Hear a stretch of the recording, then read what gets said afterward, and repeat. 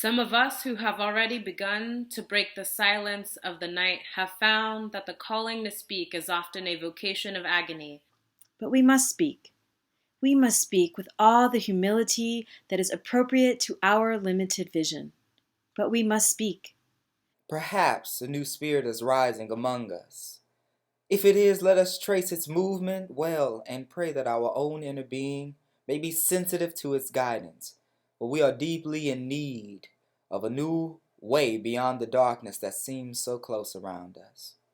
I knew that America would never invest the necessary funds or energies in rehabilitation of its poor, so long as adventures like Vietnam continue to draw men and skills and money like some demonic destructive suction tube. So I was increasingly compelled to see the war as an enemy of the poor and to attack it as such. We are called to speak for the weak, for the voiceless, for victims of our nation, and for those it calls enemy. For no document from human hands can make these humans any less our brothers. I'm convinced that if we are to get on the right side of the world revolution, we as a nation must undergo a radical revolution of values. We must rapidly begin to shift from a thing-oriented society to a person-oriented society. When machines and computers, profit motives, and property rights are considered more important than people, the giant triplets of racism, extreme materialism, and militarism are incapable of being conquered. A true revolution of values will soon cause us to question the fairness and justice of many of our past and present policies.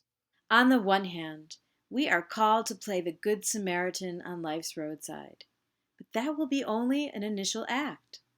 One day, we must come to see the whole Jericho Road must be transformed so that men and women will not be constantly beaten and robbed as they make their journeys on life's highway. True compassion is more than flinging a coin at a beggar. It comes to see that an edifice which produces beggars needs restructuring. A true revolution of values will soon look uneasy on the glaring contrast of poverty and wealth. With righteous indignation, it will look across the seas and see individual capitalists of the West investing huge sums of money in Asia, Africa, and South America, only to take the profits out with no concern for the social betterment of the countries and say, "This is not just. This is not just. This is not just. This is not just. This is not just. This is not just. The Western arrogance of feeling that it has everything to teach others and nothing to learn from them is not just. A true revolution of values will lay hands on the world, order and say of war, this way of settling differences is not just. A nation that continues year after year to spend more money on military defense than on programs of social uplift is approaching spiritual death. There is nothing except a tragic death wish to prevent us from reordering our priorities so that the pursuit of peace will take precedence over the pursuit of war. There is nothing to keep us from molding a recalcitrant status quo with bruised hands until we fashioned it into a new brotherhood.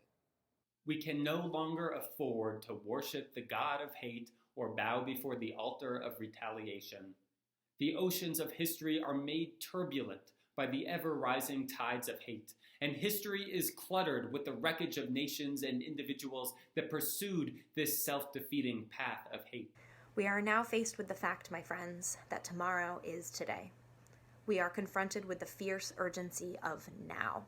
In this unfolding conundrum of life and history, there is such a thing as being too late.